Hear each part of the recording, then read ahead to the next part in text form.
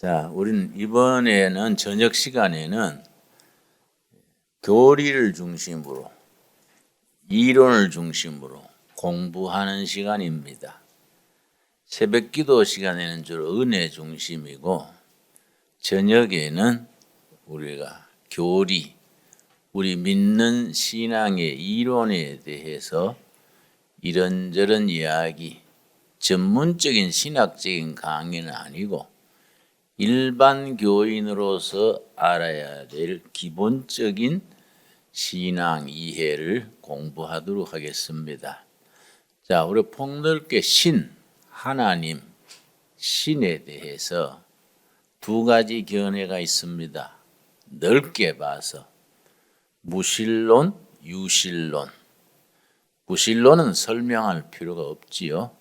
신이 없다는 주장이고, 유신론은 신이 있다, 하나님이 계신다 주장인데, 히랍의 플라톤이란 철학자가 무신론에 대해서 말하기를 무신론은 질병이다. 그 사람은 크리스찬이 아니지요. 철학자지요.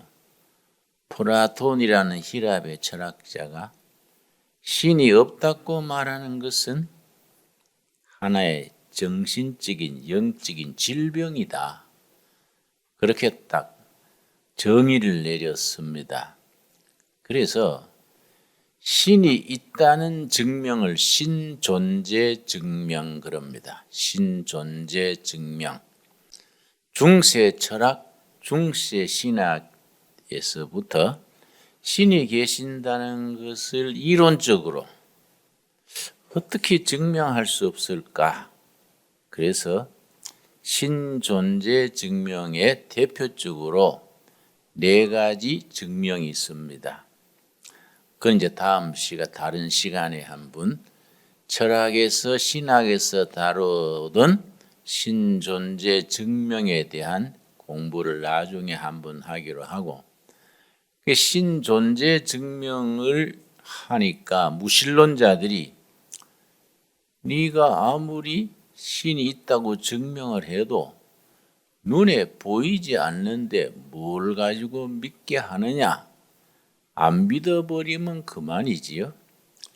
그렇게 말하니까 유신론자가 하나님이 있다고 믿는 사람이 그러면 신이 없다는 걸 증명을 해봐라.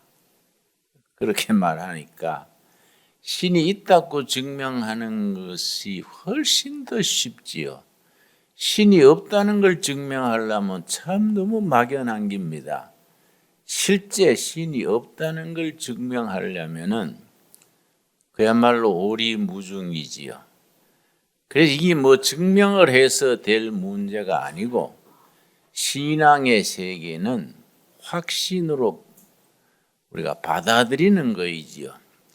기독교 하나님은 성경 자체가 신이 계신다 안 계신다 전혀 거기에 대한 언급이 없습니다. 창세기 1장 1절 시작에서부터 태초에 하나님이 천지를 창조하시니라 선포입니다. 선포. 이걸 뭐 이론적으로 증명하고 설명하고 어떤 신이 무슨 이유로 천지를 창조하고 사람을 만들었다, 그런 설명이 없습니다. 그냥 선포죠. 태초에 하나님이 천지를 창조하시니라. 좀 단적으로 말하자면은 믿으려면 믿고 말라면 말하라. 믿음은 그 믿음 자체가 축복이고, 믿지 못하면 그 자체가 이미 심판 아래 있는 것이다. 이걸 전제로 하는 겁니다. 자, 그러면 무신론, 유신론이 있는데 무신론은 우리와 상관이 없으니까 제쳐두고, 유신론, 그래서 신이 있다고 하나님이 계신다고 믿어도 세 가지 부류가 있습니다. 유신론이라 해서 한 가지가 아니에요. 첫째는 다신론, 신이 많은 겁니다. 대표적으로 히랍 신화에 그리스 신화에는 다실론의 대표지요. 태양신 아폴로, 술신 바카스, 온갖 신이 다 있습니다. 밤의 신, 디오니, 게네스, 이렇게 여러 가지가 있습니다. 그런데 동양에서 다실론의 대표적인 국가는 일본입니다. 일본에는 하나님을 가미사마, 예수님은 예수사마, 하나님을 가미사마라 그러는데 일본에는 공식적으로 인정하는 가미사마가 6,000명입니다. 6,000명. 그야말로 다실론 사회가 일본입니다. 거기에 성경에 여호와 하나님이 들어오니까 6,001번째가 된 거지요. 그래서 일본 사람들은 다실론의 바탕이 있기 때문에 우리하고는 예수를 믿어도 신앙적인 접근이 다릅니다. 내가 일본 교회에 가서 한 15년 전에 집회를 했었습니다. 일본인 교회, 도쿄에 있는 일본 교회 가서 집회를 했는데 낮 예배 마치고 점심 식사를 교회에서 공동 식사를 하는데 내 앞자리에 일본 교회 청년회 회장이 앉아서 같이 식사를 했습니다. 교회 식당이니까 서로 쭉 앉아서 식사하는데 그 청년회 회장이 나한테 아주 천년스럽게 김 센세이, 저는 오전에는 교회에서 예배를 드리고 오후에는 마을 법당에 가서 우리 법당에서 말하자면은 법당 예배지요. 거기에 참가합니다. 그 내가 의아해서 바쁘시네요. 응? 어떻게 오전에는 교회 예배를 드리고 오후에는 마을 사찰에 가서 법회에 참석을 하면 하루에 그렇게 바쁘게 그렇게 살아가세요?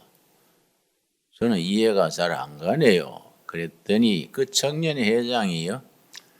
고루고루 해놓으면 한 군데는 아다리가 안 되겠습니까? 이러는 거예요. 근데 그게 농담으로 하는 게 아니고 자기가 그렇게 생각하고 사는 거예요. 오전에는 교회 가서 예배 드리고 오후에는 마을 법당에 법회에 참석하고 이 일본적 신앙 스타일이에요. 일본이 다실론 사회이기 때문에 그런 생각하는 거지요. 그래서 어린아이를 놓으면은 마을 신사에 가서 등록을 합니다. 조금 돈 좀 붙여서 등록을 하지요. 결혼식은 교회에서 또 합니다. 오사카에 갔더니 아주 몫이 좋은 도시 사거리 한쪽 구덩이에 아주 예쁜 교회가 있어요. 그래 내가 차를 세우고 일본은 교회가 그렇게 드문데 이렇게 좋은 자리에 교회가 있습니다. 그랬더니 안내인이요. 김 센세이, 그건 교회가 아니고 결혼 예식장입니다. 아니 무슨 소리요? 십자가 다 붙어 있는데 그랬더니 일본 청년들은 결혼식을 교회에 와서 교회식으로 하는 걸 좋아합니다. 그래서 결혼 주례 전문으로 해주고 사는 목사가 그 교회에 있대요. 결혼 주례 해주고 그게 자기 생활 수단이에요. 그래 결혼식 전담 교회지요. 그 내가 참 우리는 이해가 안 가는 얘기지요. 근데 또 일본 사람들은 죽으면 장례식은 성당에 가서 하는 걸 좋아해요. 성당의 의식이 강하니까 그 성당 장례 의식이 상당히 장엄합니다. 우리 교회는 성당에 그걸 좀 배울 필요가 있습니다. 장례식을 아주 저창하게 엄숙하게 잘 하니까 그 가족들이 그 성당에 그 대대로 믿게 되는 거지요. 의식이 어느 정도는 우리도 보완할 필요가 있습니다. 그러니까 일본은 그런 식으로 다실론 사회지요. 또 중국은 황제 위에 하늘의 황제, 천황이 황제 위에 상제가 하나님이 상제. 중국은 신을 생각하기를 황제의 하늘에 있는 황제다. 상제, 윗상자, 상제님. 그러니까 이제 황제의 연장으로 생각하니까 상당히 종교적인 신관이 약하지요. 그래서 중국의 종교가 유교인데 유교의 신관은 참 애매합니다. 유교는 정치 경제적인 윤리 이론이지 이 기독교나 이런 불교처럼 종교관념이 굉장히 약해요. 그러니까 현실적으로 윤리, 경제, 도덕을 중심으로 하는 유교지요. 그러니까 신관이 참 애매하고 약합니다. 그런데 동양삼국에서 일본, 중국, 한국 세 나라 중에서 유일하게 한국 민족은 옛날부터 기독교가 들어오기 전부터 유일신 하나님에 대한 확고한 신앙이 있습니다. 이게 우리 민족의 종교적인 영적인 축복이지요.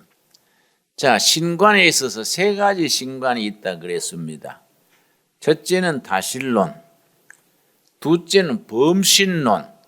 이거는 이제 힌두교, 불교가 범신론의 중심입니다. 인도식 신관이 범신론입니다.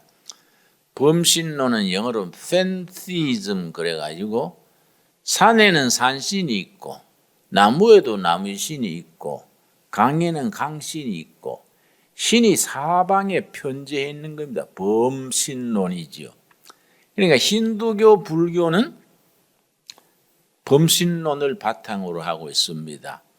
그래서 불교의 신관은 굉장히 폭이 넓지요.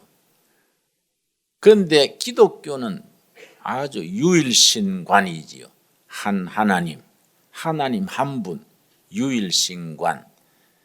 기독교의 유일신관이 이제 유대교에서 뿌리를 두니까 유대교에서 유일신관을 확고한 유일신관을 지니고 있었는데 동양에서는 특이하게 한국이 오래전부터 유일신 하나님을 섬겨왔습니다. 그래서 미국 선교사들이 한국에 전도하러 와서 깜짝 놀란 것이 특이한 민족이다.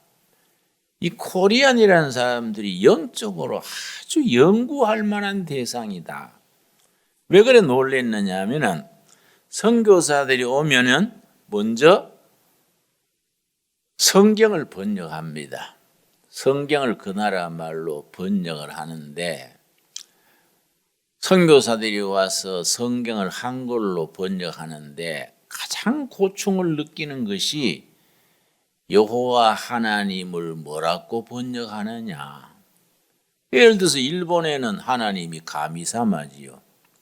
근데 가미사마가 뭐 공식적으로 6,000명이니까 가미사마라 그래도 어느 가미사마인지 모르는 거예요. 그러니까 하나님이란 개념이 너무나 애매하고 광범한데 이상하게 한국 사람들은 옛날부터 하나님이란 개념이 성경 하나님과 딱 들어맞게 발전해 온 겁니다. 하나님에 대한 칭호가 두 가지입니다. 하느님, 하늘 할 때 하느님, 한 분 하나님, 유일신 하나님을 하나님 그럽니다. 캐톨릭에서는 하느님을 강조해서 하느님 그러고 하늘, 개신교에서는 유일신간을 강조해서 하나님이라고 호칭을 합니다. 그런데 캐톨릭에서 주로 사용하는 하느님은 창조주 또 온 우주를 다스리시는 하느님, 우리 개신교의 하나님은 유일신 하나님을 강조하는 초점이 다른 거지요. 그러나 그 두 개념이 다 우리 조상들이 옛날부터 하느님, 창조주 하느님, 또 한 분 하나님 이 개념을 확실히 지켜온 겁니다. 그래서 선교사들이 한글로 성경을 번역할 때 하나님 개념이 딱 이미 형성되어 있으니까 이걸 복음의 전이해라 그래요. 전이해. 성경 읽기 전에 먼저 하나님에 대한 이해를 한 겁니다. 그래 복음의 전이해가 한국 사람들에게는 형성이 되어 있는 거이죠. 그래서 선교사들이 감탄을 한 겁니다. 야, 이 코리안이라는 민족이 특이한 민족이다. 전 세계에 이런 예가 없다. 성경의 하나님 개념을 사전에 전 이해로 가지고 있는 나라가 거의 없어요. 특별히 아프리카의 한 부족은 하나님 개념이 전혀 없어요. 그래서 선교사가 그 부족의 언어로 성경 번역하면서 하나님 개념을 찾느라고 7년 걸렸대요. 7년. 7년 동안 같이 살면서 언어를 습득하면서 하나님 개념을 찾다가 전혀 그게 없으니까 하나님 개념을 만들어 가지고 그걸 가르치기 시작한 아프리카 부족도 있습니다. 그런데 우리 민족은 복음이 들어오기 전에 하나님 혹은 하느님 개념이 분명하게 되어 있으니까 이 민족이 영적으로 아주 특별한 민족이다. 그래서 앞으로 동양 선교의 기준이 되는 국가로 우리가 이 한국에 투자하자. 그래서 미국 선교부, 카나다 선교부, 호주 선교부에서 한국인이 지니는 영성에 감탄을 해가지고 아주 여기에 집중 투자를 했습니다. 그래서 아시아에서 처음 성공하는 기독교, 처음 성공한 교회가 됐습니다. 이제 앞으로 그만큼 우리가 책임이 있다는 얘기지요. 자, 아시아 복음화에 우리 한국 교회는 그만큼 책임이 있습니다. 그 예를 들어서 미국의 빌리그램이라는 아주 세계적인 복음 선교자가 있는데 영어로는 에반젤리스트 그래요. 우리나라 부흥사하고는 개념이 좀 다릅니다. 비슷하지만은 좀 개념이 다릅니다. 빌리그레암 목사님 같은 분을 에반젤리스트라 그러는데 이분이 13년 전에 말하기를 세계교회 이니시아티브, 주도력이죠. 세계교회 이니시아티브는 유럽과 미국에서 아시아, 아프리카로 이미 넘어갔다. 섭섭한 일이지만은 세계교회의 이니시아티브가 아시아, 아프리카로 이미 넘어갔다. 13년 전의 얘기입니다. 그러고 하는 말이 앞으로 세계교회는 중국교회와 한국교회가 이끌어갈 것이다. 한국교회를 그만큼 높이 평가했습니다. 중국교회와 한국교회가 이끌어갈 것이다. 그런 말을 남겼습니다. 그래서 앞으로 세계복음화에 중국교회와 한국교회가 앞장서서 세계 기독교를 이끌어 나가야 될 영적인 책임이 있다 하겠지요. 그런 말에 비추어 말한다면은. 그래서 이제 하나님에 대한 관점이 세 가지 이해하셨지요? 다신론, 범신론, 유일신론. 유대 민족이 그 시대에는 다신론의 시대입니다. 그 시대는요, 이 고대 사회는 거의가 다신론입니다. 그래서 이 나라와 저 나라가 전쟁을 하면은 어느 나라가 이긴다고 생각했느냐 하면은 신이 센 쪽이 이긴다. 그때는 그래 생각했습니다. 그런데 그런 시대의 유대 민족은 유일신 하나님을 참 고집스럽게 지켜온 겁니다. 아주 특이한 신앙 문화지요. 이게 동쪽에서는 또 한국이 유일하게 유일신 하나님을 조상 때부터 지켜온 겁니다. 그래서 한국을 동양의 이스라엘이라 그러고 아주 굉장히 영적으로 중요한 위치를 차지하고 있습니다. 자, 그런데 신 하나님에 대한 이 접근하는 방법, 오늘 주로 얘기하는 것이 구원론이 중심인데 어떻게 하면 구원을 받느냐? 저는 이제 대학에서 철학을 공부하고 특별히 종교 철학을 많이 공부했는데, 종교 철학, 세상에 나오는 많은 종교와 많은 철학이 추구하는 궁극의 목표는 딱 한 가지입니다. 세상에 종교가 많지 않습니까? 철학도 많고 모든 종교와 모든 철학이 추구하는 목표는 하나입니다. 그걸 신인합일의 경지 그럽니다. 신인합일의 경지. 신과 인간이 하나가 되는 경지. 이걸 인간이 가지는 최고의 행복한 상태.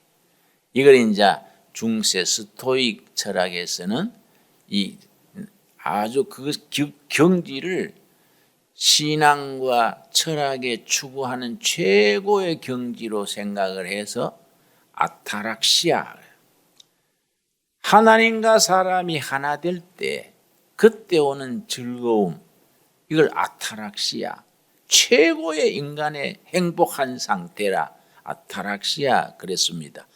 불교에서는 그런 경지를 열반이래요. 열반의 경지. 그게 불교가 수행하라고 수행하고 최고의 경지가 열반으로 들어가는 거예요. 경지인데 구원받는다, 열반에 이른다, 아타락시아 상태에 이른다. 그 방법에 있어서 차이가 나는 겁니다. 그 구원 얻는 방법에 대해서 모든 종교가 많지만 둘로 갈라집니다. 구원 얻는 방법, 열반에 이르는 그 과정, 신인 합일이 되는 그 과정이 둘로 갈라집니다. 첫째는 지상에서 영원으로, 땅에서 하늘로. 둘째는 하늘에서 땅으로, 영원에서 지상으로. 방법이 정반대가 됩니다. 이제 사람이 수행하고 고행하고 온갖 사람의 참선, 수행, 고행 이걸 통해서 깨달음의 경지로, 열반의 경지로 들어가는 이런 종교를 자연종교, 수행종교 그래요. 인간이 수행하고 도 닦고 고행하고 이래가지고 깨달음의 경지로 나아가는 종교. 대표적인 종교가 얼른 생각나시지요? 불교가 대표지요. 불교에 내가 대학 시절에 열심히 따르던 스님이 계셨는데 합천해인사의 성철 스님이요. 성철 스님은 합천해인사 뒷산에 암자를 짓고 거기에 들어앉아 가지고 장좌불화라 그럽니다. 앉을 좌자, 누울 와자. 길게 앉았고 눕지 않는다. 장좌불화. 10년간을 눕지를 않았습니다. 10년간 앉아서 자고 앉아서 다 참선하고 했지 10년간 어깨를 방바닥에 대질 않았어요. 10년간 그렇게 수행을 한 겁니다. 나중에 죽은 뒤에 보니까 척추가 S자로 휘었어요. 얼마나 디스크가 심했겠습니까? 통증이 최고로 달하는 신체 구조를 가지고도 눕지를 않았어요. 그래서 나는 성철 스님 보고 참 안 됐다. 뭔 죄가 많아서 평생을 눕지를 않고 살까? 난 눕는 걸 좋아해서요. 내 차에는 항상 담요 벽에 싣고 다닙니다. 나는 시간만 나면 누워서 쉬어요. 그 편하고 얼마나 좋은데 뭐 어쨌다고 10년이나 안 눕고 나는 스님 안 된 게 얼마나 감사한지. 나는 목사 된 게 너무 감사해요. 언제든지 누워서 쉬고 어떻게 사람이 10년간 안 눕고 그렇게 수행을 합니까? 그러니까 이 참 차원이 다른 거이지요. 지상에서 영혼으로 인간의 수행으로 올라간다는 것이 그렇게 고통스러운 거예요. 자기 수행과 극기, 고행을 통해서 깨달음으로 나가는 종교. 이제 도교, 불교가 대표적이지요. 두 번째는 하나님이 사람을 찾아와서 구원의 길을 제시해 주는 종교. 이걸 계시 종교, 은혜 종교라 그럽니다. 물론 기독교가 대표적이지요. 하나님이 사람을 찾아오신 겁니다. 구원이 하늘에서 땅으로 내려온 겁니다.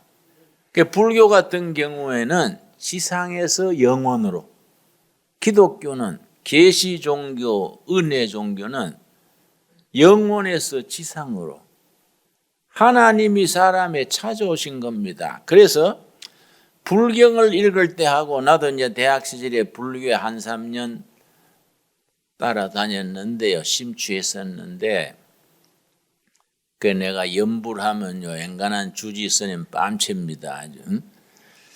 그런데 불경에 이제 능엄경이니 금강경이니 유명한 경들이 있습니다. 이런 경들 읽어보면요 성경하고 완전히 다릅니다. 뭐이 다르냐? 우리가 늘 기독교 신앙에 익숙한 사람들은 기독교가 가지는 강력한 파워를 잘 모르고 신앙생활하는 겁니다. 기독교가 가지는 장점 중에 장점이 뭐냐면은 우리가 미처 알지 못했을 때 하나님이 찾아오신 겁니다. 그래서 복음서에 내가 아직 죄인 됐을 때에 그리스도께서 나를 위해 죽으셔서 구원의 길을 열어놓으신 겁니다. 이게 이제 계시 종교, 은혜 종교의 아주 간단한 정의지요. 그런데 예를 들어서 창세기 12장 1절 여호와께서 아브라함에게 이르시되 출애굽기에 여호와께서 모세에게 이르시되 모세가 호렙산 산기슭에서 40년 동안 처가살이 하면서 양떼를 지키는데 그 가시덤불에 불이 붙었지요? 우리나라 말하면 찔레등굴입니다. 찔레등굴에 불이 붙었는데 꺼지지 않아서 이상하다 하고 모세가 가까이 갔더니 하나님께서 먼저 말씀하시지 않습니까? 모세야, 네 선 땅은 거룩한 땅이니 네 발에 신은 신을 벗어라. 하나님이 먼저 모세에게 말을 거시는 거예요. 하나님이 먼저 아브라함을 부르시는 겁니다. 하나님이 우리에게 찾아오시는 거예요. 하나님이 찾아오셔서 구원의 길을 가르쳐 주시는 거이지요. 이 계시 종교, 은혜 종교. 그래서 은혜 종교를 할 때 은혜가 카알라인데 카알라. 헬라 말로 은혜가 카알라인데요. 카알라란 말은 세 가지 의미를 가집니다. 공짜가 카알라입니다. 선물이 카알라고, 기쁘다가 카알라입니다. 기쁨. 그래서 은혜 받으면 기쁘고 기쁜 게 은혜 받은 겁니다. 여러분 교회 다니시는데 교회 다니는 게 기쁩니까? 예, 대답 못하는 분은 헷갈립니까? 교회 다니는 게 기쁘면 그 교회는 은혜 있는 교회예요. 교회 다니는 게 따분하고 이게 중간에 주도 못하고 또 뭐 쓸데없이 권사는 받아가지고 이거 뭐 딴 데 가지도 못하고 중간에 걸쳐가지고 또 예수 믿는 건 졸업이 없어. 한번 입학하면 뭐 죽을 때까지 가서 오도 가도 못하는 이 이제 은혜가 없는 거예요. 카알라, 기쁨이 없는 겁니다. 그래서 성경의 용어에 기쁨이란 단어와 은혜란 단어가 같은 단어를 쓰는 겁니다. 카알라. 그래서 우리가 이번 집회에 합치고 우리 마음에 카알라, 기쁨이 깃들기를 바랍니다. 기뻐야 돼요. 그래서 목사가 짓는 죄 중에 최고의 죄가 뭐냐면은 교인들을 지루하게 하고 짜증나게 하는 거. 이거는 이성과 저성에 용서받지 못할 죄지지요. 교인이 지루하게 짜증나니까 가져갔던 헌금도 안 내고 에이 가다가 오뎅 사 먹고 말자. 헌금도 안 내고 가버린 거야. 내가 왜 잘하느냐? 내가 옛날에 해봐서 알아요. 내가 청년 때 해봐서 알아요. 설교는 뭔 소리인지 모르겠고 자꾸 광고 뭐 하면은 헌금 얘기하고 뭐 우는 소리 하면은 이게 뭐 세무소매를 왜 이래 돈을 짜내려 하냐? 뭐 짜증이 나가지고 막 예배당 다니는 게 아주 막 응? 아이고 내일 친구들하고 생맥주 한잔 하자. 헌금 안 내고 가는 거예요. 이게 이제 참 이 평생 신앙생활 하니까 거기에 기쁨이 있어야 되고 기쁨을 하나님이 선물로 주신 것이고 공짜로 주신 거다 이거지요. 자기가 수행하고 고행하고 대가를 치러서 얻는 것이 불교적인 구원이고 하나님이 선물로 공짜로 그렇게 기쁨 충만으로 주신 것이 구원의 복음입니다. 자, 구원에 대해서 에베소서 2장 8절을 보겠습니다. 에베소 2장 8절 말씀. 에베소서 2장 8절 말씀. 에베소서는 주제가 그리스도 안에서 하나 되는 새로운 공동체, 뉴 커뮤니티가 에베소서의 주제인데 에베소서의 새로운 공동체, 바로 교회를 말합니다. 교회가 에베소서의 주제지요. 그래서 교회론이 에베소서의 중심이고 에베소 속에 신앙생활의 핵심이 들어 있습니다. 2장 8절 말씀, 2장 8절. 너희는 그 은혜에 의하여, 은혜의 의미가 세 가지라 그랬지요. 첫째 뭡니까? 공짜. 둘째 선물. 셋째 기쁨. 은혜에 의하여 믿음으로 말미암아 뭘 받았습니까?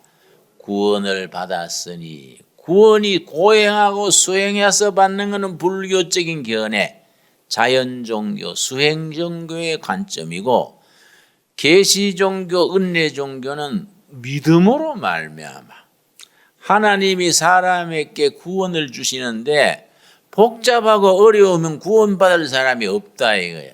그래서 하나님께서 구원의 방법을 만들어내신 겁니다. 그래서 기독교적인 구원은 사람이 만든 구원의 방법이 아니고 하나님이 인간 사정을 잘 아시고 어떻게 만 백성을 구원에 이르게 할까 쉽게 간결하게, 영어로 표현하면 simple and clear, 복잡하게 해놓으면 믿을 사람이 별로 없지 않습니까? 쉽게 간결하게 최소한의 조건만 딱 내세워서 구원을 받게 하자. 이게 우리가 은혜 종교의 특징인 거지요. 그 딱 한 가지 조건을 내건 겁니다. 뭘로 말미암합니까? 믿음으로. 그래서 믿음으로 구원받는 데는 믿음으로 말미암아. 자, 8절 다시 읽습니다. 너희는 그 은혜에 의하여 믿음으로 말미암아 구원을 받았으니. 받았으니 벌써 과거 완료형입니다. 완료형.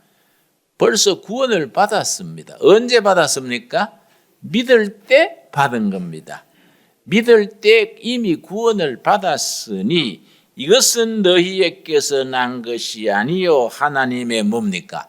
하나님이 믿음을 가진 사람에게 선물로 주신 것이다. 그러니까 접근이 다르지 않습니까? 그렇지요? 자연종교, 수행종교하고는 차원이 다른 거예요. 믿음으로 말미암아 이미 구원을 받았으니 이건 선물로 주신 것이다. 그 믿음으로 구원을 받고 나니까 기쁨 충만해진 거예요.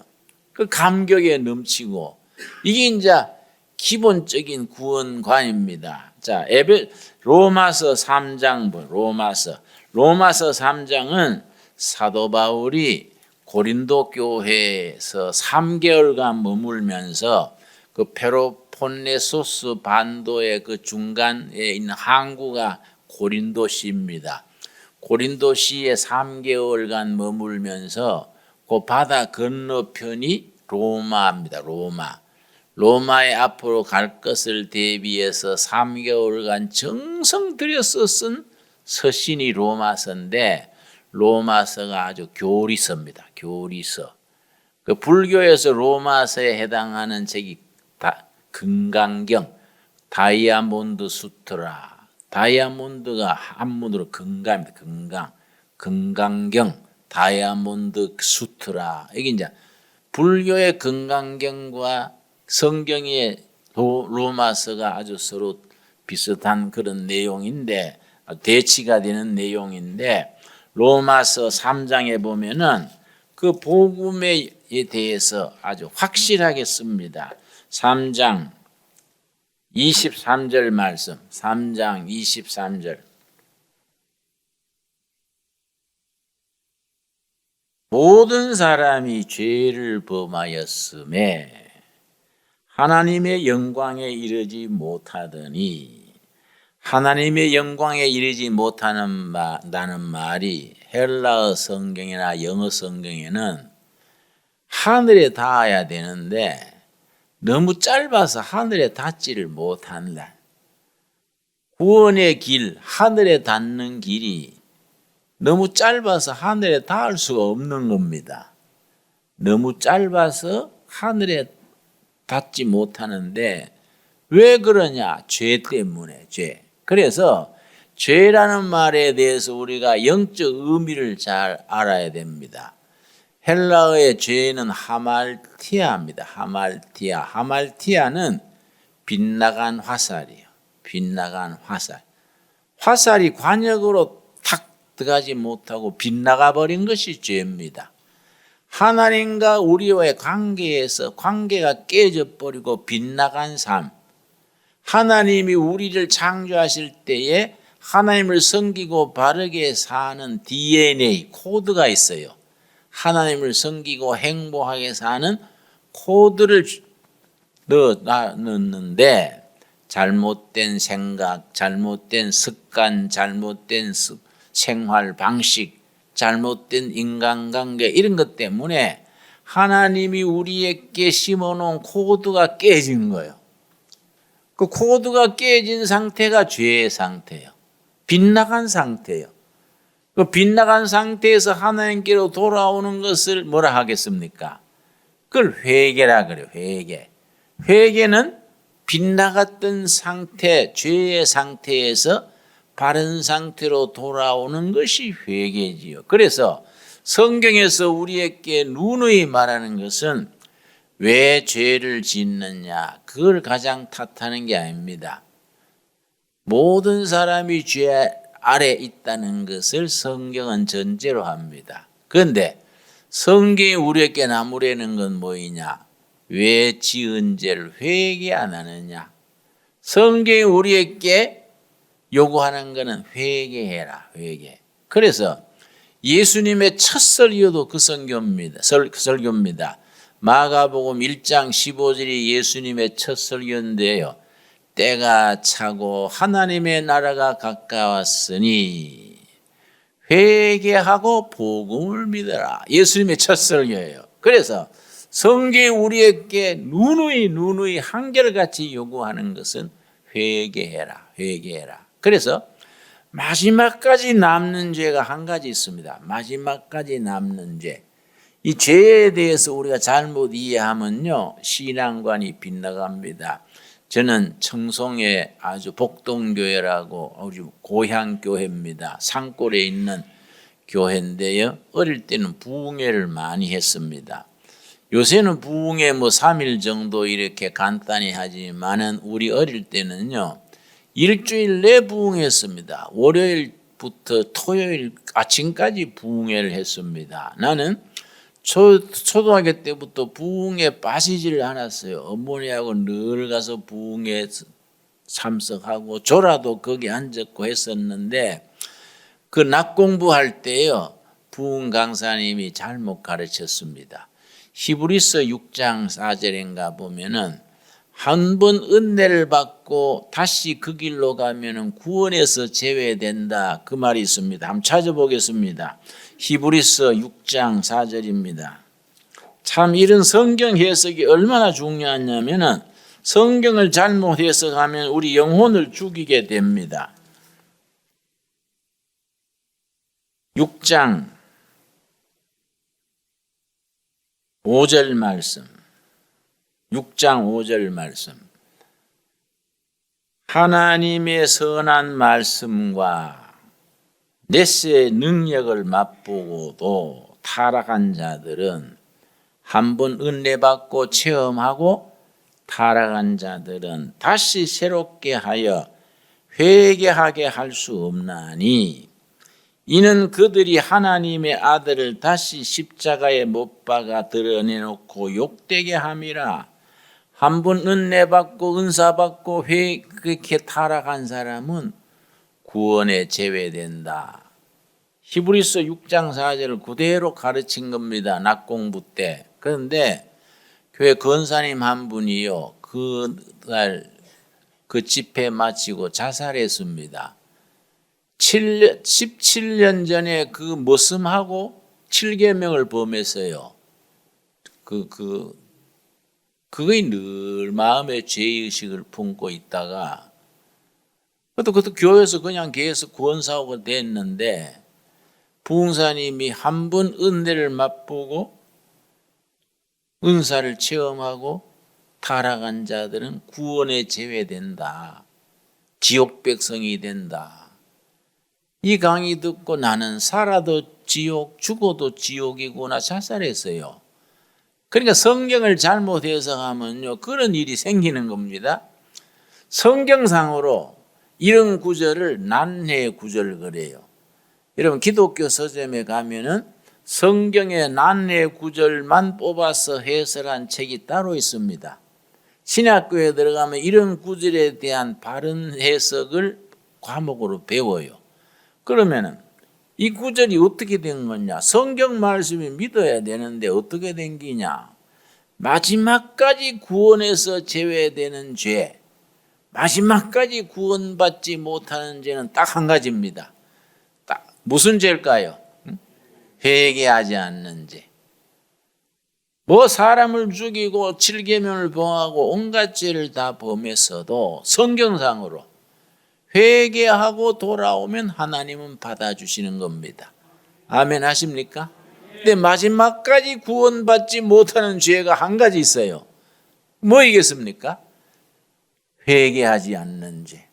회개하면 그걸로 하나님의 백성으로 받아주시는 거예요. 아멘이 됩니까? 이거 사람이 고안해낸 구원의 길이 아니고 하나님이 그렇게 하시기로 하나님이 정해서 선포하신 거예요. 그게 칼라 은혜로 선물로 공짜로 그렇게 구원의 길을 열어주신 겁니다. 그걸 아멘하고 받아들여야 되는 겁니다. 자, 아까 로마서 3장 되도록 하겠습니다. 3장 23절 말씀. 모든 사람이 죄를 범하였음에 하나님의 영광에 이르기에는 너무 짧아서 죄로 인하여서 하늘에 닿을 수 없이 그 공간이 너무 짧은 겁니다. 자기가 하늘에 도달하기에는 너무 짧아서 도달 못했는데 자기와 하늘의 구원 사이에 다리를 놔주신 분이 있습니다. 그게 무슨 다리겠습니까? 그걸 십자가 다리랑 십자가 다리. 역시 혹시 여러분 CCC의 전도 교재인 사형리 읽은 적이 있습니까? 우리 죄와 구원 사이에 십자가 다리를 놓는 그림이 있습니다. 브릿지가 다리니까 브릿지로 설명한다 그럽니다. 자, 24절이 완전히 다른 거예요. 죄 때문에 하나님과 떨어져서 짧아서 도달하지 못했는데 하나님과 우리 사이 구원의 백성이 되게 하는 사이를 메워주시는 분이 있다 이거지요. 브릿지, 다리를 놔주는 분이 있다 이거지요. 그래서 24절이 중요한 겁니다.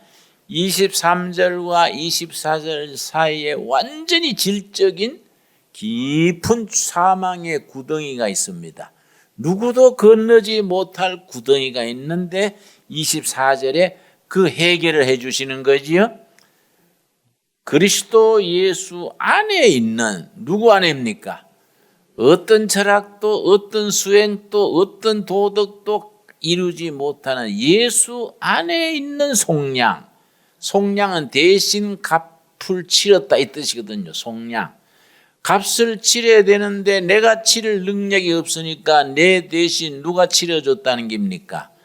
예수님이 치러주셨다고 예수 안에 있는 속량으로 말미암아 하나님의 은혜란 말에 나오시요. 값없이가 뭡니까? 공짜로지요. 값없이 의롭다 하심을 얻은 자 되었느니라. 뭘 보시고? 믿음을 보시고 회개하고 믿는 걸 보시고 공짜로 값없이 이 사람은 죄가 있지만은 믿음이 있으니까 의롭다고 인정해 주자. 죄가 있는데 하나님이 죄가 없다고 인정해 주는 거예요. 이걸 의롭게 된다고 말해요. 의롭게. 그래서 한문 글자의 의자가 아주 신앙적인 글자입니다. 여러분 의자 아시지요? 흑판이 있으면 한번 써보면 좋겠는데 양양자 밑에 나아자입니다. 이게 아주 복음적인 언어예요. 6월절 어린 양 예수님 아래 내가 있는 거예요. 예수님 아래 내가 있으면 의로운 거예요. 내가 잘나서 내가 도덕적으로 완벽해서 의롭게 되는 것은 그는 자기 수행, 자기 도덕이고 하나님이 구원의 길을 열어놓은 것은 하나님이 만든 방법이다.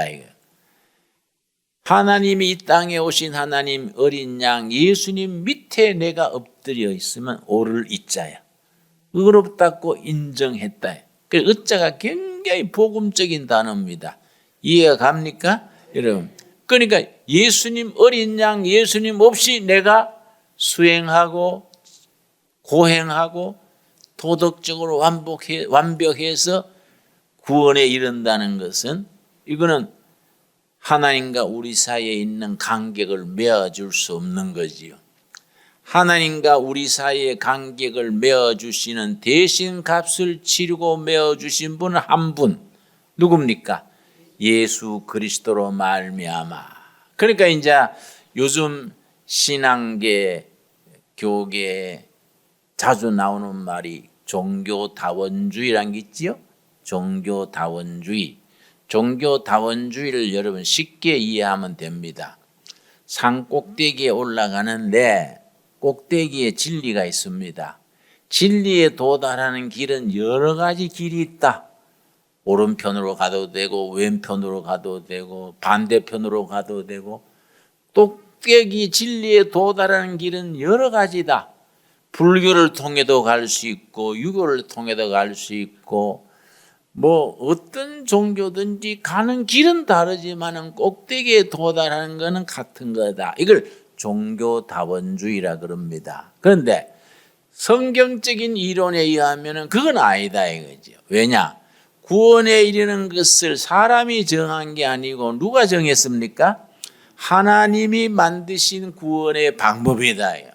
하나님이 만든 방법을 따라가야 구원의 길에 이른다. 그걸 이제 사도행전 4장에서 분명하게 얘기를 합니다. 사도행전 4장. 그래서 우리가 다른 종교를 존중하고 인격적으로 돼야 되는 거는 그거는 인간의 그 보편적인 도리고, 그러나 당신 또 당신 종교를 열심히 믿으면 천국은 다 같이 가서 만납니다. 이건 아니다 이거지요. 그거는 종교다원주의 사상인데 우리 기독교에서는 그거는 받아들이지 못하는 겁니다. 자, 4장 12절 말씀. 초대교회에서 확실하게 선포를 하는 겁니다. 하나님이 만든 구원의 방법은 따로 있다.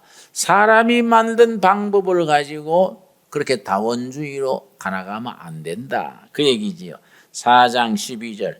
다른 이로서는 구원을 받을 수 없나니 천하 사람 중에 구원을 받을 만한 다른 이름을 우리에게 주신 일이 없음이라 하였더라. 여러분 아멘이 됩니까? 잘못 행하면 너무 독선이지 않냐, 너무 고집스럽지 않냐, 어떻게 너가만 진리고 다른 사람은 진리가 아니냐, 그렇게 말할 수 있지요. 그러나 우리가 다르게 생각해야 되는 것이, 인간을 구원하기 위해서 하나님이 정한 방법이 따로 있다. 사람이 만들어낸 방법이 아니고 하나님이 은혜로 값없이 공짜로 많은 사람을 구원하시기 위해서 하나님이 정해놓은 방법, 이 구원의 길이 있다 이거지요. 그래서 12절이 그 말인 겁니다. 사도행전 4장 12절 우리 한번 다시 같이 읽겠습니다. 다른 이로서는 구원을 받을 수 없나니 천하 사람 중에 구원을 받을 만한 다른 이름을 우리에게 주신 일이 없음이라 하였더라. 아멘이 됩니까? 자, 그러면 내가 이제 이런 성경을 가르치니까 한 청년이 나한테 물었습니다. 목사님, 그거는 너무 독선입니다. 공자님이나 소크라테스나 이런 분들은 너무나 의로운 사람인데 그 사람도 다 지옥 간다는 말입니까? 그건 너무 기독교가 너무 고집이고 그거는 불공평합니다. 그래서 그 공자님이나 석가문이나 소크라테스도 다 지옥 간다는 말은 성경에 없어. 그건 자네가 넘겨짚은 거야.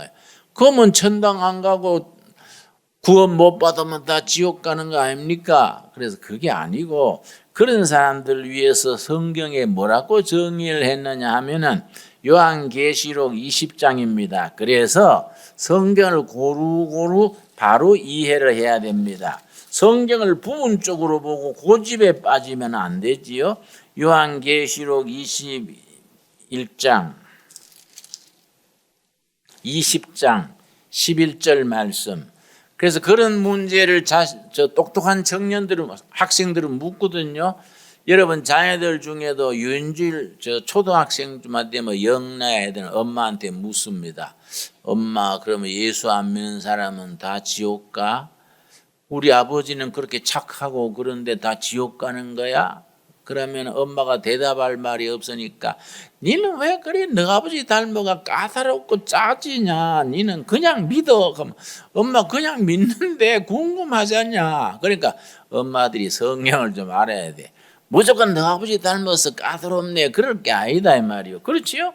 요한계시록 20장 11절 말씀, 11절로부터 거기에 대한 답이 섞여 있는 겁니다. 자, 그걸 보편적 심판에 대한 얘기입니다.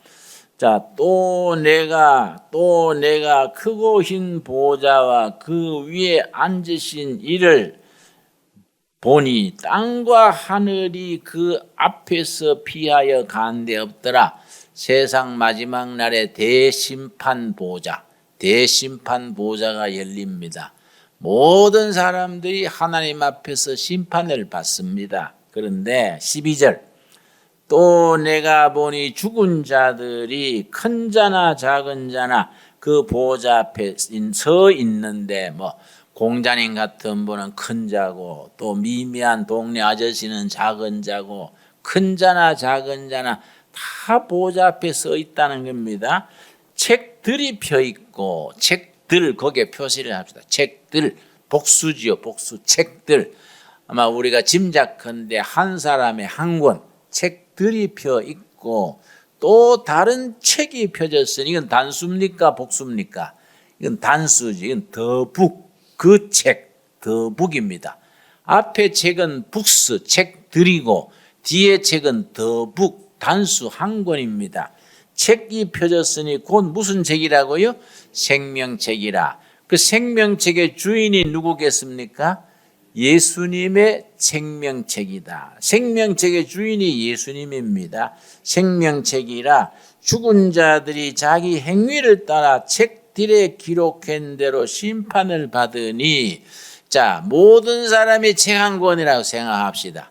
공자님도 한 권, 석가모니도 한 권, 다 한 권인데 그 책 속에 평생 살아온 게 기록이 다 돼 있는 겁니다. 여러분, 제가 74년에 중앙정부에 잡혀가서 조사를 받는데 2달간 행적을 10분 단위로 기록하라는 거예요. 내가 무슨 재주로 10분 단위로 기록을 합니까? 그런데요, 2달 동안 어느 날 뭐 했고 안 재우고 두드러 맞고 죽을 지경이 되니까요 10분 동안 그걸 다 기록하더라고요. 내가 그 사람이 천재가 따로 없어요.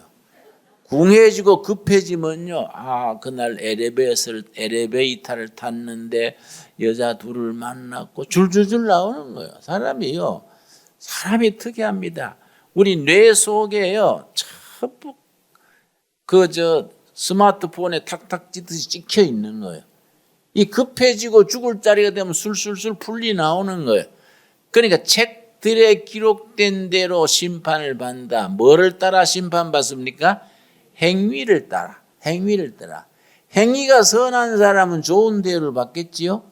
행위가 못된 사람, 뭐 김정일이 같은 사람, 옛날 악질 저질 사람들은 거기에 해당되는 심판을 받는 거지요.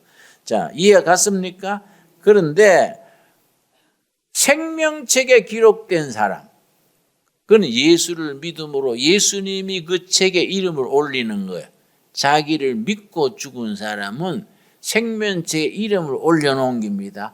그 사람들은 요한복음에 심판에 이르지 않는다. 그 사람들은 심판 보호자에서 통과요. 장학생이에요, 장학생. 그 천국의 문 앞에 가서 베드로 사도가 예를 들어서 어느 동네에서 왔어요. 동두천에서 왔습니다. 주민등록 번호가 얼마요? 예를 들어서 그러면은 몇 번 그러면 책을 찾으면 김진홍 책이 어디 있나 그러면 사도님 저 이름은 그거 찾아서 안 됩니다. 생명책에 내 이름이 있습니다. 확신을 가지고 대답해야 되는 거지요. 그러면 베드로가 그래? 생명책에 한번 찾아보지. 찾다가 김진홍 없는데? 그러면 아이고 웃잖아 이러지 말고 사도님 혹시 2장 잘못 넘긴 거 아니에요? 연세가 많으셔서 헷갈린 것 같은데 다시 찾아보세요. 확신 있게 나와야 돼요. 확신 있게. 그 베드로가 다시 써보고 그러네 내가 넘겼구나. 어찌 그리 자신이 있지? 자신이 있는 게 아니라 예수님이 그렇게 의롭다고 인정해 줬지 않습니까? 내 이름을 생명책에 올리고 의롭다고 인정해 줬으니까 나는 생명책에 이름이 있는 겁니다. 이런 확신이 있어야 돼. 그걸 구원의 확신이라고 말하는 겁니다. 납득이 가십니까? 그래서 이런 게 먼저 말씀을 통해서 머리로 이해가 가야 돼요. 머리가 이해가 가서 그 다음에 가슴에 뜨겁게 임하는 겁니다. 그래서 사람은 제일 먼 거리가 머리에서 가슴까지가 먼 거예요. 어릴 때 머리는 이해 갔는데 가슴에 뜨겁게 인간은 죽기 전에 가서 뜨거워지는 거예요. 머리에서 가슴까지 오는데 시간이 걸려요. 어떤 사람은 금방 오기도 하고 어떤 사람은 10년 걸리기도 하고 다 다른 거예요. 그러니까 먼저 말씀에 이해를 하고 가슴에 뜨겁게 확신으로 임하는 겁니다. 그런 구원의 확신에 임할 수 있게 되기를 바랍니다. 자, 로마서 3장 아까 읽은 말씀 되돌아 살피고 우리 좀 쉬도록 합시다. 로마서 3장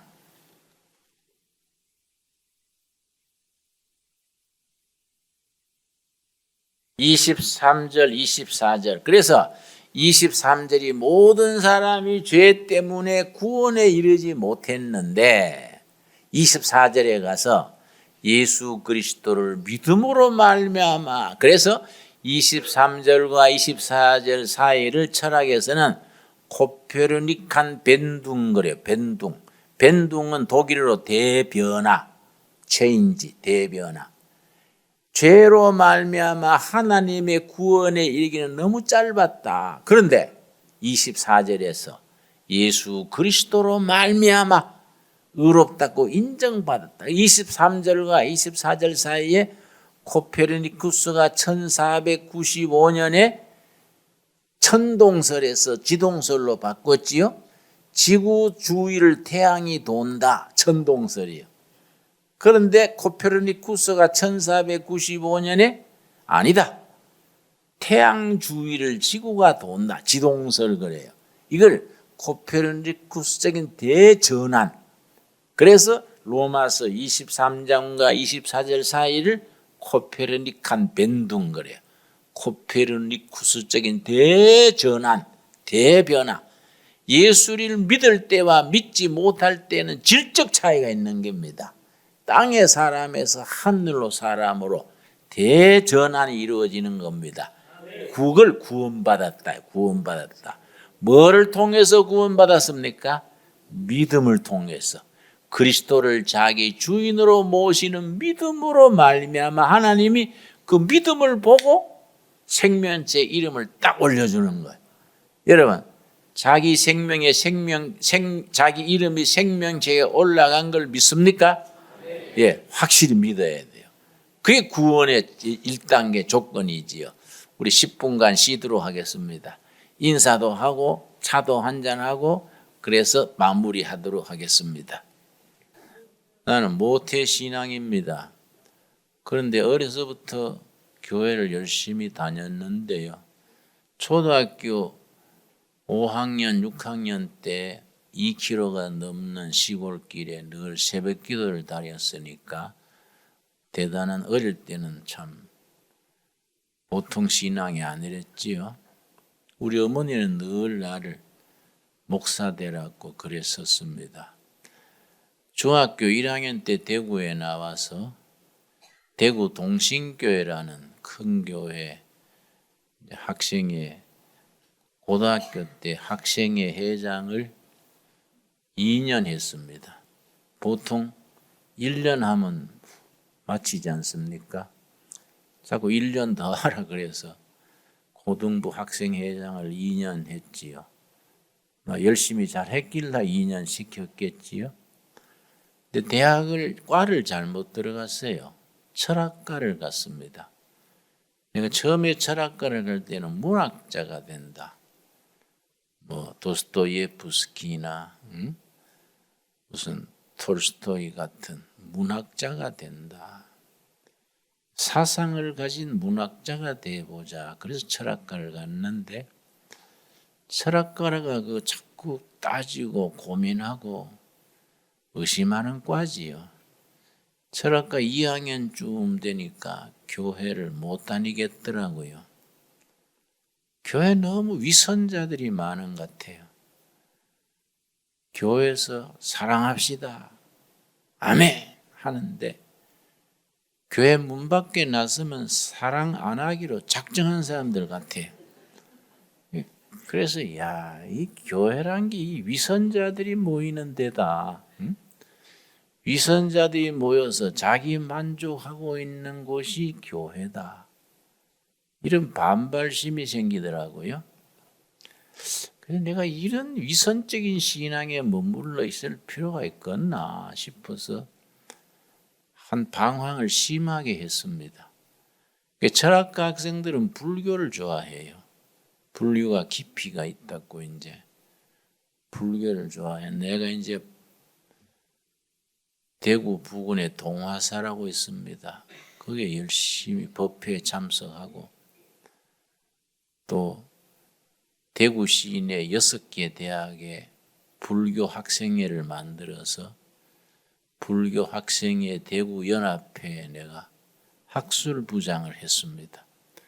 나한테 회장하라는 걸 우리 어머니가 권사님인데 지금 또 날 목세더라고 기도하시는데 내가 불교 학생회 회장회가 되겠냐? 총 학술부장을 하면서 기독교 학교인 우리 계명대학에 불교 강좌다 열고 앞뒤도 모르고 천방지축으로 날뛰었습니다. 근데 불교가 참 사홍서원이 있습니다. 사홍서원. 우리 기독교로 말하면 주기도문이나 사도신경에 해당하지요. 모든 불제자들이 법회 열 때마다 부처님 앞에서 서약하는 4가지가 사홍서원입니다. 첫째가 뭐냐면은 중생무변서원도. 도는 건질 도자입니다. 중생은 교회로 말하면 거듭나지 못하는 영혼이 중생입니다. 중생이 무진장 많을지라도 건지기를 서원하나이다. 그리고 우리 교회로 말하면 땅끝까지 복음을 전하겠습니다. 그런 의미가 됩니다. 두 번째가 이 참 중요합니다. 번뇌 무진 서원 단입니다. 끊을 단. 번뇌가 무진장 많아도 끊기를 서원하나이다. 불교에서는 인간 번뇌를 108가지로 구분했습니다.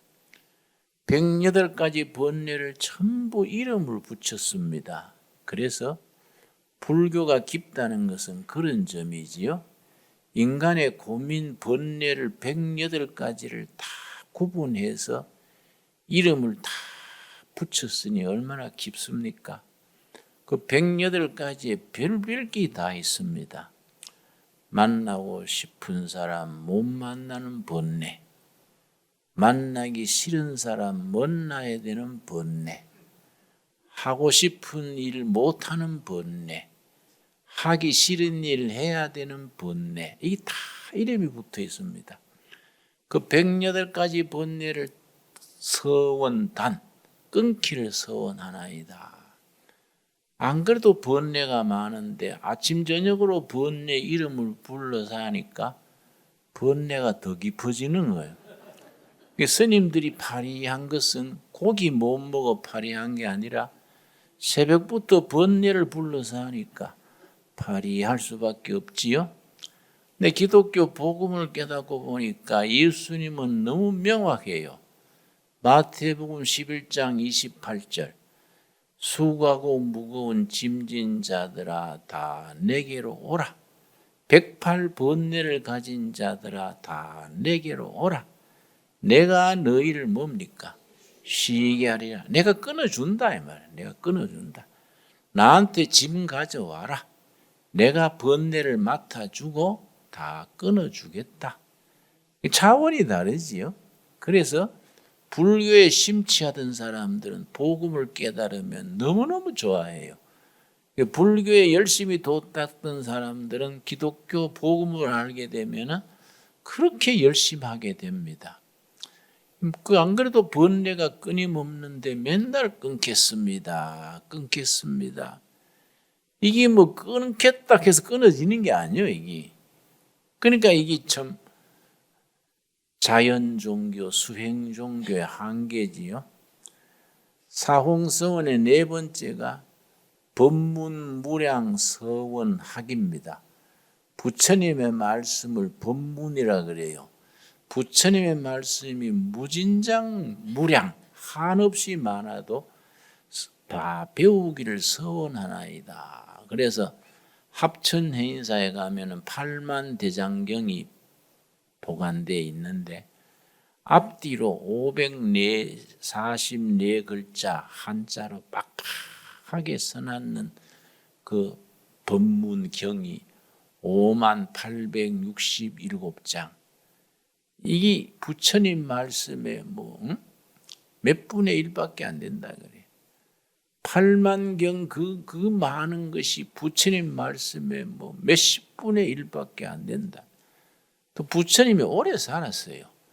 예수님은 딱 3년 일하시고 가셨기 때문에 말을 많이 안 했습니다.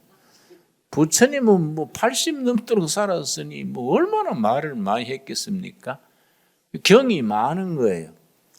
그걸 다 8만 대장경 다 읽기도 어려운데 그게 몇십 분의 1을 하니까 읽다가 다 못 읽고 늙어 죽을 지경이야. 성경은요 66권 딱 손바닥에 들어오니까 너무너무 좋은 거예요. 성경 66권. 그래 참 목사가 참 편한 자리입니다.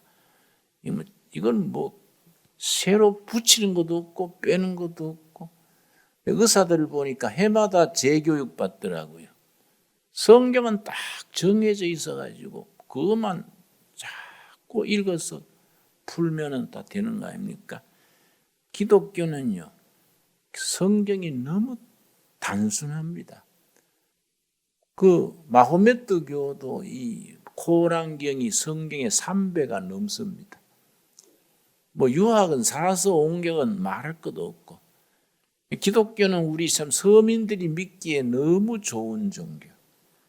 부처님의 말씀이 양이 없어도 다 배우기를 서원하나이다.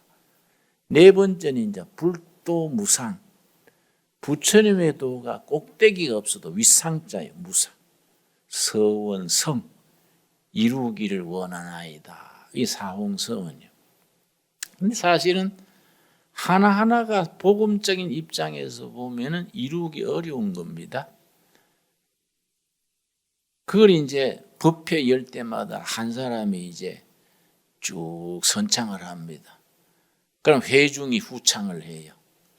내가 불교 학생회 운동할 때 내가 이제 목청이 걸걸하다고 맨날 나한테 선창하라 그랬어요. 내가 옆자리에 앉아가지고 탁 선창을 하면 우리 동료들이 이제 후창을 하는 거예요.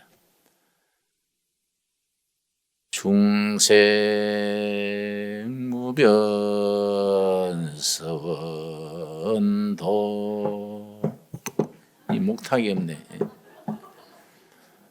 불도 법문무량서원하 불도 무상서원성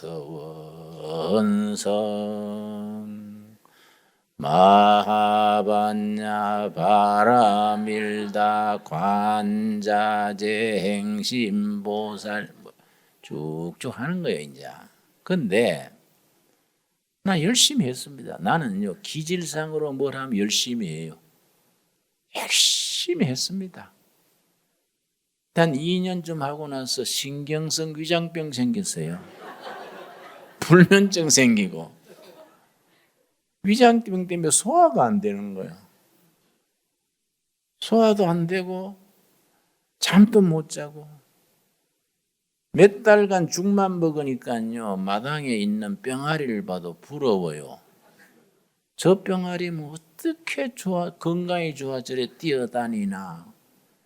밤에 잠을 못 자면요 새벽 3시 4시 조금 자고 나면 불면증 그 수확한 병이에요. 밤에 잠 못 자고 조금 눈 붙이고 나면 낮에 땅을 밟으면 솜 밟는 것처럼 끌렁끌렁해요. 불면증 힘듭니다. 그 위장병에 불면증에 시달리니까 안 되겠더라고요. 내가 이 20대 초반에 이거 뭐 위장병 불면증 때문에 뭐 열심히 마봤냐 해도 되도 않고 예배당에는 또 뭐 가다가 안 댕기 가기도 싫고 여름 방학 때요. 에이 내 이래 살아가 되겠냐. 담요 한 장 들고요. 무조건 시외 버스를 탔습니다. 타고 보니 청도 가는 버스예요. 종점이 청도더라고요. 대구 옆에 청도 있습니다. 종점에 내려가지고 무조건 담요 들고 산중으로 한 2시간 들어갔습니다. 들어갔더니요. 운문사라는 절이 있어요. 운문사. 구루문자, 문문자. 그 절 뒤에 아주 홍송숲이 쫙 있는데 숲이 멋있어요. 골짜기에 물이 흐르는데 그 골짜기 옆에 소나무 밑에 바위에 딱 자리 잡고 담요 깔고 내가 금식 기도를 시작했습니다. 그때는 신앙이 뭐 밑이 없을 때니까 부처님이든 예수님이든 있는 분이 나와주세요. 내가 젊은 놈이 뭐 위장병에 불면증에 이거 뭐 꼴이 말이 아닙니다. 누구든지 있는 분이 나와주세요. 부처님도 좋고 예수님도 좋고. 응? 그래 내가 3일을 골짜기에 물 마시고 밥도 안 먹고 뭐 위장병에 불면증에 이거 뭐 20대 초반에 골골하고 사느니 내가 여기서 막 경상도 말로 뒤져버리자 여기 막. 응? 이 골짜기에 물 마시고 누가 나타나지 않으면 여기서 뒤져버린다. 그렇게 내가 열심히 했는데 3일째 되는 날 밤 3시쯤 지났는데요. 하늘에서 빛이 비쳤어요. 빛이 내 가슴으로 확 비춰오시고 예수님이 나타나셨어요.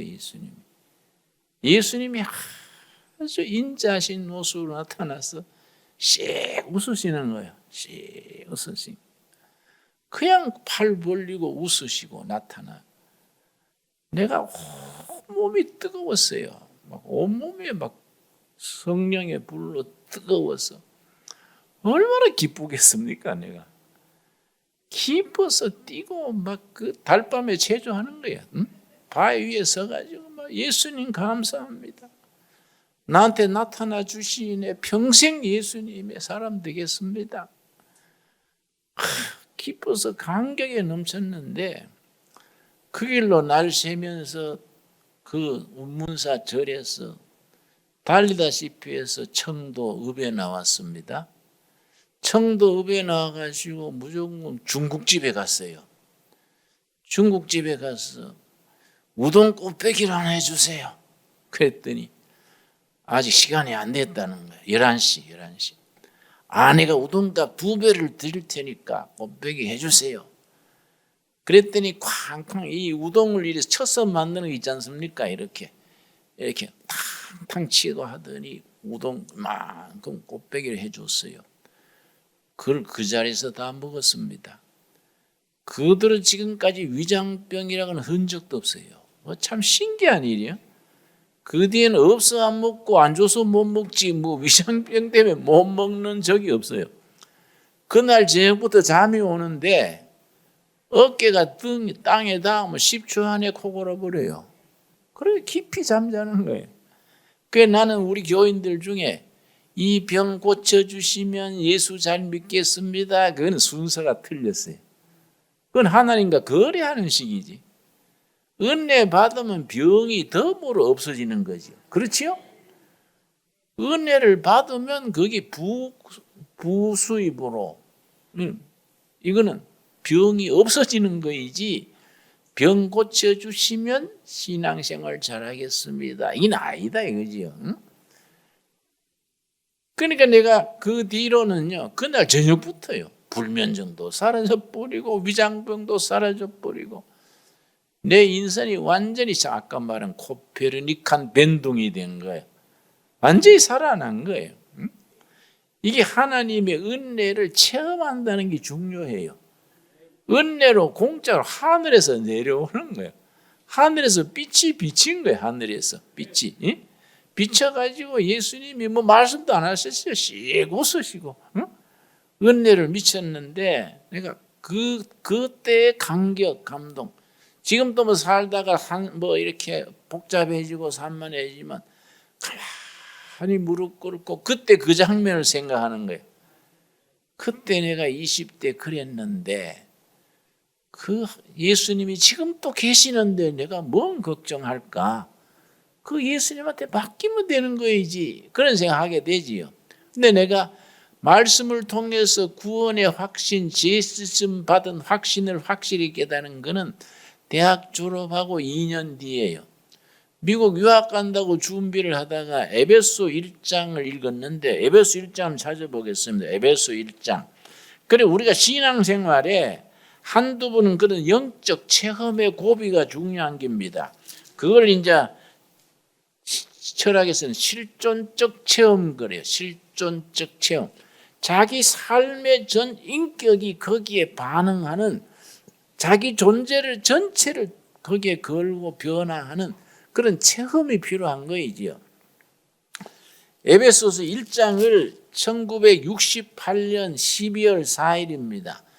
이 1장이 이제 내 대학 선배 중에 홍응포 형이라고 2년 철학과 선배가 있었는데 그해 여름부터 이제 로마서 공부하고 에베소 공부하는데 1장 7절을 읽고 지나갔습니다. 68년 12월 4일 저녁인데요.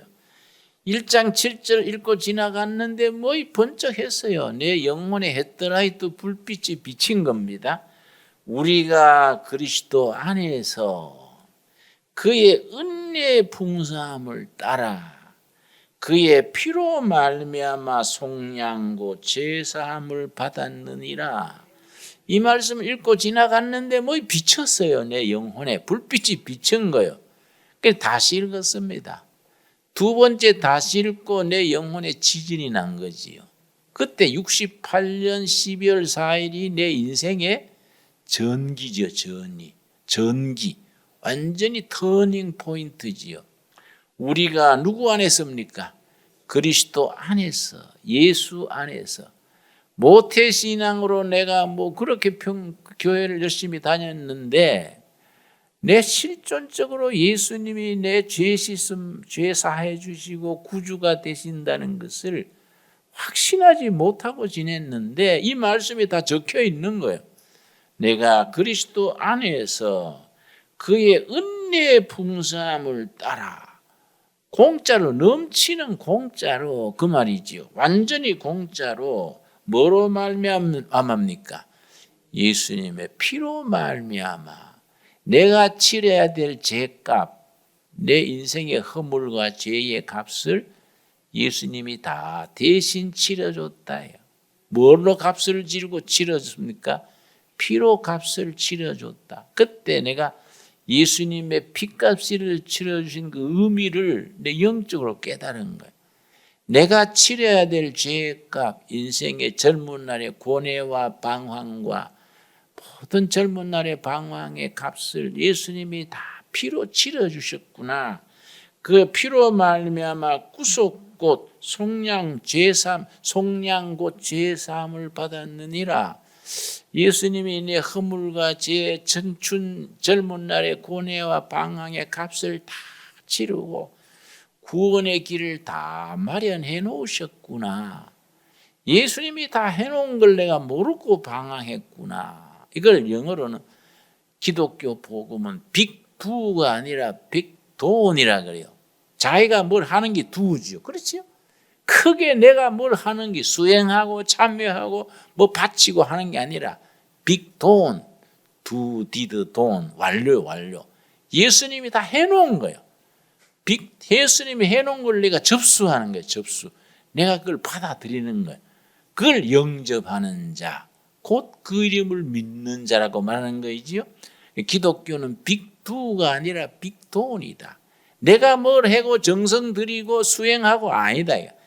예수님이 이미 해놓은 것을 내가 받아들이는 거이다.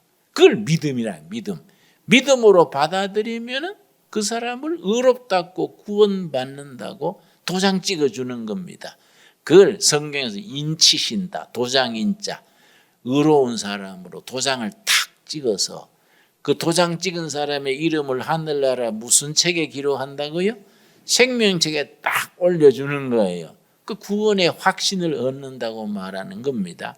그래서 내가 이걸 그날 68년 12월 4일 밤 11시 1시 사이에 이걸 그렇게 읽고 강경해서 아까 읽은 부른 찬송 421장이지요. 내 죄 사함 받고서 예수를 안 뒤에 이걸 막 그날 저녁에 10번 20번 계속 불렀어요. 얼마나 감격스러운지.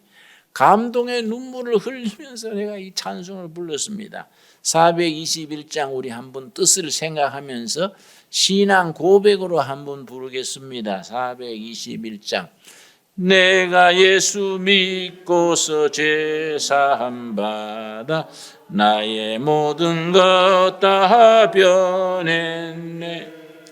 지금 내가 가는 길 천국 길이요 주의 피로 내 죄가 씻겼네. 나의 모든 것 변하고 그 피로 구속받았네. 하나님은 나의 구원 되시오니 내게 정죄함 없겠네. 주님 밝은 빛 대사 어둠에 지니 나의 모든 것 다 변했네. 지금 내가 주 앞에 온전케 되면 주의 공로를 의지함일세. 나의 모든 것 변하고 그 피로 구속받았네. 하나님은 나의 구원 되시오니 내게 정죄함 없겠네. 우리 3절 손뼉 치면서 한번 부르겠습니다.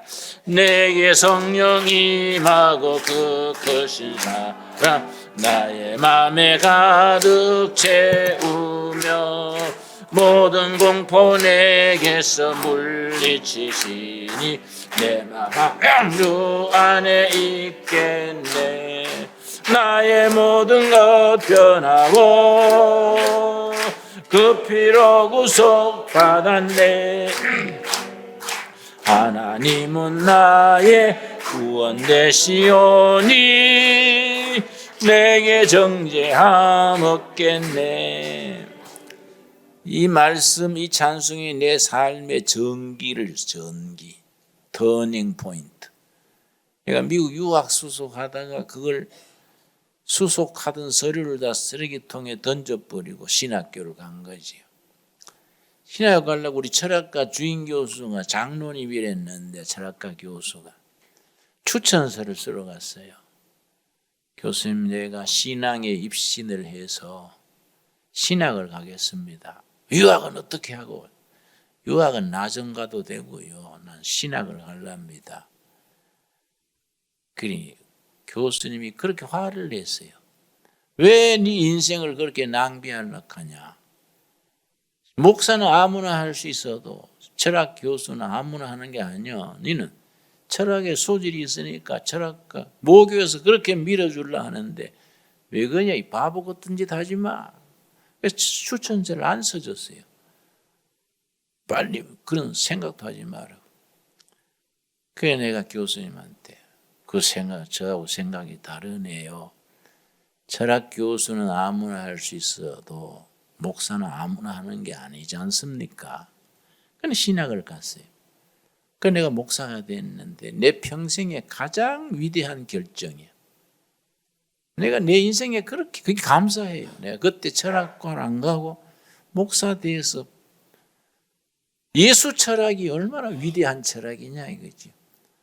참 감격스러운 일이지요. 여러분, 구원의 확신을 가지고 삶이 변화되는 역사적인 체험을 여러분들이 누릴 수 있게 되기를 바랍니다.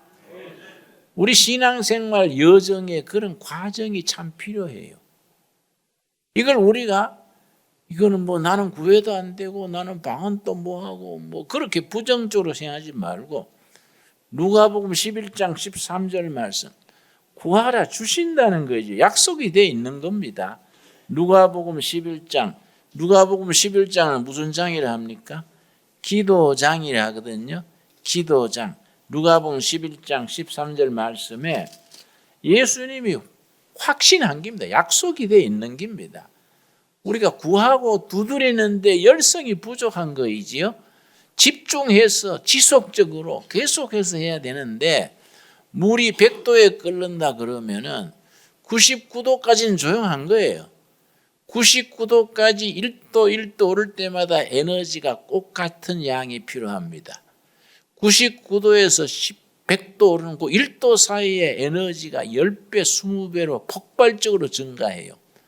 그러면서 물이 끓는 겁니다.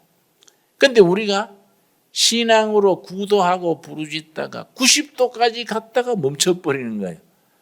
70도, 80도 가서 중단해버리는 거예요. 그래, 뭐 올라가다가 꺼지고 올라가다가 꺼지는 거예요. 자꾸 자동차 발등 꺼지듯이. 이게 지속적으로 꾸준히 가서 99도 넘겨서 100도로 올라서야 되는데 그 영적으로 진보하는 단계가 있습니다. 그 과정을 못 밟는 거이지요. 누가복음 11장 13절의 약속을 확실히 믿어야 됩니다. 우리 한번 같이 읽겠습니다. 너희가 악할지라도 좋은 것을 자식에게 줄 알거든 하물며 너희 하늘 아버지께서 구하는 자에게 성령을 주시지 않겠느냐 하시니라. 아멘 하십니까? 너희가 시원찮아도 자식한테 좋은 걸 주지 않느냐. 하물며 하늘 아버지께서 왜 구하는 자에게 반드시 성령을 주신다.